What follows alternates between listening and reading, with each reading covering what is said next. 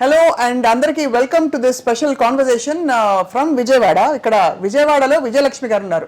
విజయలక్ష్మి గారు ఇక్కడ వ్యూహం ప్రీ రిలీజ్ ఈవెంట్ కోసం వచ్చారు. మరి అన్నయ్య తీసిన ఈ సినిమా పట్ల చెల్లెలి మనోభావాలు ఏమిటి, అన్ని సినిమాలు నచ్చుతాయా, ఈ సినిమా ఎలా అనిపిస్తోంది మాట్లాడదాం. విజయలక్ష్మి గారు నమస్కారం. నమస్కారం. సో ఎప్పట్లాగే మీరు వర్మ గారిని రామ్ గోపాల్ వర్మ గారిని పొగుడుతారు ఇవాళ కూడా. అంటే వ్యూహం సినిమా చూసి మీకు ఏమనిపించింది టీజర్? అంటే ఇప్పుడు నిజాల్ని మీరు పొగడతలు అనుకుంటే మేమేం చేయలేము కదా. రైట్. ఎలా? నా దృష్టిలో నిజాలు, మీ దృష్టిలో పొగడతారు, అంతేనా? ఏమనిపించింది మీకు? మీరు అంటే మీరు పెద్ద పాలిటిక్స్ పట్టించుకోరు, ఇప్పుడు లాస్ట్ టైం కూడా చెప్పారు. నాకు అస్సలు నాకేంటంటే ఇండివిజువల్గా తీసుకొని చూస్తాను. ఇప్పుడు జగన్ గారి పాదయాత్ర, పవన్ కళ్యాణ్ గారి కష్టం, చంద్రబాబు నాయుడు గారు ఎప్పటి నుంచో తెలుసు కదా, ఆయన కష్టం అయ్యే నాకు కనిపిస్తాయి. వెనకాల వ్యూహాలు తెలియదు.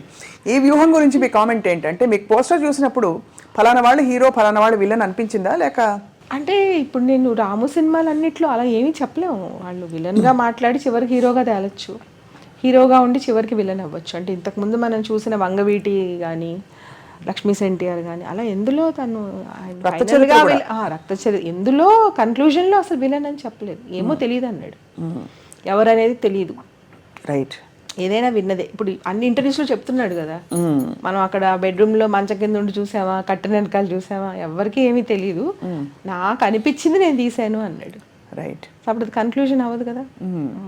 ఈ సినిమా టీజర్లు అనేక స్టేజెస్లో కొన్ని 2-3 వచ్చాయి, చూసారు కదా. ఏమనిపించింది మీకు చూసినప్పుడు? అరే భలే బాగుంది ఇంకా చూడాలి అనిపించిందా? టీజర్లు ఇప్పుడు నేను ఒక 1 year నుంచి ఇప్పుడు ప్రమోషన్స్లో ట్విట్టర్లో కంటిన్యూగా ప్రతిరోజు ఏదో ఒకటి వస్తుంది, వచ్చింది మళ్ళీ రాదు. డిజైన్ కానీ, వాళ్ళ మాట కానీ, యాంగిల్ కానీ, లక్షల యాంగిల్స్ పెట్టేశాడు ఒక్కొక్కరికి ప్రతిరోజు. ఈ మధ్యన 4-5 రోజుల నుంచి ప్రతి గంటకి కూడా పెట్టేస్తున్నాడు. మామూలు దేని మీదన్నా పెడతాడు. ఇప్పుడు సినిమా తీయడం ఒక ఎత్తు, వాటిని పబ్లిసిటీ ఇంకొక లెవెల్లో ఉంటుంది. సో ఈ సినిమా అంతా నాకు పబ్లిసిటీతోనే నాకు ఫుల్ సినిమా చూసేసిన ఫీలింగ్ వచ్చింది. టీజర్లలో ఎవరి క్యారెక్టర్ బాగా ఆకట్టుకుంది మిమ్మల్ని? భారతి. అంటే ఎగ్జాక్ట్గా ఆవిడ భారతి గారి లాగా ఉన్నారు చేసిన ఆవిడ. సో అది చాలా ఇంట్రెస్టింగ్గా ఉంది. మళ్ళీ అంటే ఇంకా ఆల్రెడీ మనం అమరాజ్యంలో చూసేసాం కాబట్టి ఆయన టాలెంట్ ఏంటో తెలిసిపోయింది. చంద్రబాబు నాయుడు గారు కూడా చూసాం కాబట్టి వాళ్ళు ఎలాగో బాగా చేస్తారని అర్థమైపోయింది. భారతి గారిది చాలా షాక్. సేమ్ ఎగ్జాక్ట్గా ఆవిడలా ఉండడం, ఆవిడ బాడీ లాంగ్వేజ్, ఆవిడ డ్రెస్సింగ్, అది చాలా ఎక్సైటింగ్గా ఉంది. And of course Pawan Kalyan గారికి పాత్ర కూడా, పవన్ కళ్యాణ్ గారిని కూడా చూసాం కదా, చేయగలుగుతారు అని తెలిసేస్తు వాళ్ళందరూ. సో అలా ఏం నచ్చాయి భారతి గారి క్యారెక్టర్లో? అంటే ఆవిడ బయట ఎలా మాట్లాడతారు, ఎలా ఉంటారు, ఆవిడ బాడీ లాంగ్వేజ్, ఆవిడ డ్రెస్సింగ్ అంతా కొంచెం ఇలాగ సింపుల్గా. 2-3 గుణగణాలు చెప్పండి. అంటే ఆవిడ డ్రెస్సింగ్ చాలా సింపుల్గా ఉంటుంది, చాలా నిదానంగా మాట్లాడతారు, సీరియస్గా ఉంటారు. అంటే విషయం సీరియస్గా తీసుకుని హ్యాండిల్ చేస్తున్నారని అర్థం అవుతుంది. తర్వాత నిమిషం జగన్ గారికి సపోర్ట్ చేయడం, అర్థం చేసుకోవడం.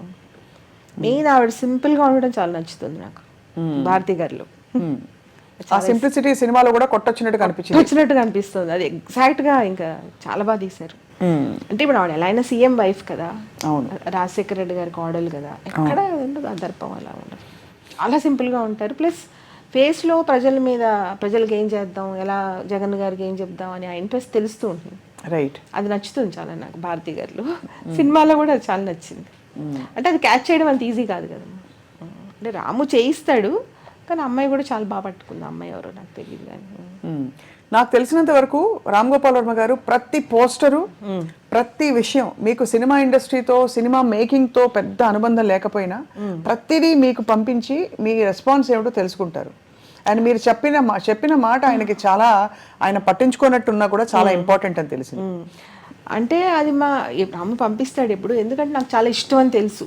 నేను అంటే జనరల్గా నా ఏజ్కి ఉండే కొన్ని ఇష్టాలు ఉంటాయి కదమ్మా, ఏదో ఫ్రెండ్స్, చీరలు, గాసిప్లు, జనరల్ నా ఏజ్ వాళ్ళకి పిల్లలు, మనవలు, అలా జనరల్గా ఉంటాయి అందరికి ఒక్కొక్క నా వయసుకు ఉండేవి. కానీ నాకు వాడన్నిటికన్నా నేను ఇదే ఎక్కువ ఎంజాయ్ చేస్తాను. ఇప్పుడే కాదు, ఇప్పుడు నాకు ఆ సినిమా న్యూస్, సినిమాకి సంబంధించిన పోస్టర్లు, స్పెషల్లీ రామూవి చాలా నచ్చుతాయి. చాలా చాలా ఇష్టం నాకు. బాగా రిలాక్స్ అవుతాను, అదే గుర్తుకొస్తూ ఉంటుంది. పాటలు వింటూ ఉంటాను. ఒకవైపు భారీ ఎంటర్టైనర్స్, అంటే పెద్ద పెద్ద సినిమాలు, మల్టీ స్టారర్లు, పాన్ ఇండియా సినిమాలు అన్ని మీరు మిస్ కాకుండా చూస్తారన్న విషయం తెలుసు. అవి చూస్తూ ఇంకోవైపు చాలా సబ్జెక్ట్ ఓరియంటెడ్ గా చాలా ఆల్మోస్ట్ తెలిసి తెలియని యాక్టర్స్ తోటి ఇలాంటి టెక్నీషియన్స్ తోటి తీసే ఈ ఫిల్మ్స్ కి ఆ ఫిల్మ్స్ కి మీకు తేడా తెలుస్తుందా లేక అది తెలియదమ్మా, చాలా తెలుస్తుంది. అది ఫ్యాన్సీ, అవి ఇవి క్లాసీ. అంతేనా? అబ్బో, ఇప్పుడు మీ అన్నయ్య గారు విన్నారంటే మురిసి ముక్కలైపోతారు. అంతే కదమ్మా, అది ఫ్యాన్సీ, ఇది క్లాసీ. రామ్ గోపాల్ వర్మ గారు ఈ పొలిటికల్ జానర్లో చాలా సినిమాలు తీశారు. రక్త చరిత్ర అప్పటి నుంచి మళ్ళీ మీరు చెప్పినట్టు వంగవీటి, లక్ష్మీస్, ఎన్టీఆర్ ఇవన్నీ. అసలు ఏంటి పాలిటిక్స్తో ఆయన అనుబంధం? పాలిటిక్స్ ఏం అనుబంధం ఉండదమ్మా. పాలిటిక్స్ అసలు డిస్ఇంట్రెస్టెడ్. ఓటు కూడా వేయడు కదా, ఓటు మీద కూడా ఇంట్రెస్ట్ లేదు. అవును, యాజ్ ఇట్ ఈజ్. ఇప్పుడు నేను చెప్పాను కదా, మనిషిగా తీసుకుంటాడు అంతే. ఇప్పుడు వీరప్పని ఏమైనా మంచి పనులు చేయలేదు కదా. అవును, కష్టాలు పెట్టారు ప్రజల్ని. కానీ అది పక్కన పెడితే ఆయనలో ఉన్న పట్టుదల, అవును, చెయ్యాలనే తపన, దొరకకుండా అన్ని సంవత్సరాలు ఉండగలగడం, అవి కూడా నేను కూడా అలా ఫీల్ అవుతా ఎవరి గురించి అన్నా. ఇప్పుడు సపోజ్ దుర్యోధనుడు కానీ క్యారెక్టర్స్, విలన్ క్యారెక్టర్స్ ఉంటారు కదా, సోను సూద్ అరుంధతిలో చాలా నచ్చేసాడు. అంటే పట్టుదల. ఇప్పుడు ఒక యువరాజుగా అక్కడ ఉన్నప్పుడు అల్లుడుగా ఏం పని చేయడు, తాగుతా తిరుగుతా అమ్మాయిలతో కాలక్షేపం చేసే మనిషి ఆ అమ్మాయిని ఓడించాలనే పట్టుదలతో ఎంత కష్టపడి సాధించుకుని వస్తాడు కదా. సో అది చాలా నచ్చుతుంది నాకు. మంచిగా చేయడానికి పక్కన పెడితే పట్టుదల వైపుగా చూస్తే చాలా గ్రేట్. అందుకని నాకు విలన్స్ చాలా నచ్చుతారు. రామ కూడా అలా ఆలోచిస్తాడు.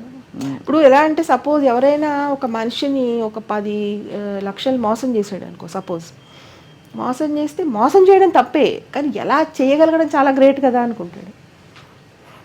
నాకు కూడా అదే ఉంటుంది. అదే మీరు కూడా అలాగే చాలా ఆలోచిస్తాను.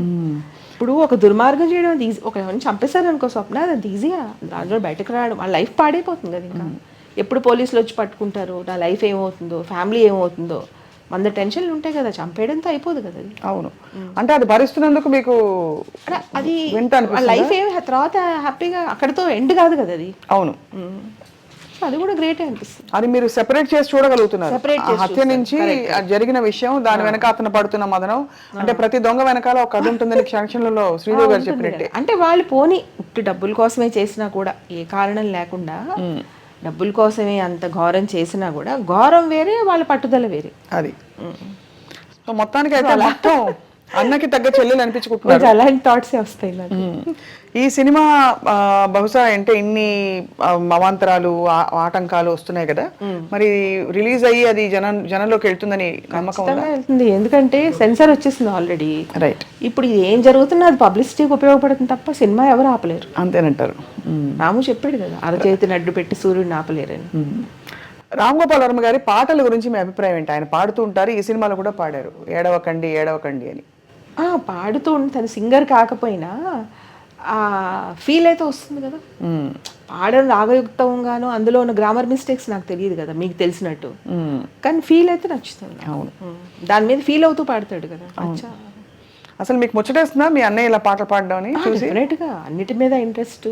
అంటే ఇప్పుడు రాము ఎలా ఉంటుందంటే, ఇప్పుడు జనరల్గా ఇప్పుడు టైం కార్ రాలేదనుకో, ఆటో ఎక్కిపోతాడు, ఆటో కనిపించిపోతే నడిచి వెళ్ళిపోతాడు, పని అయిపోవాలి అంతే. ఇప్పుడు అలాగే ఆ పాట కూడా ఆ నిమిషంలో ఆ సింగర్ రాకపోతే తనే పాడేస్తాడు.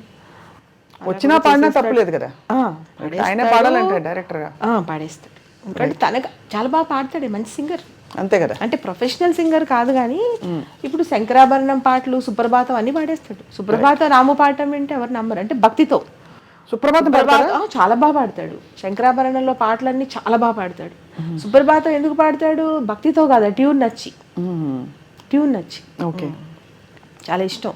సో అలా మరి ఇలా వింత రకరకాల ఏంటి క్వాలిటీస్ ఉన్న రామ్ గోపాల్ వర్మ గారు ఏ సినిమా తీయాలని చెల్లెలు కోరిక చెప్పండి ఫైనలీ.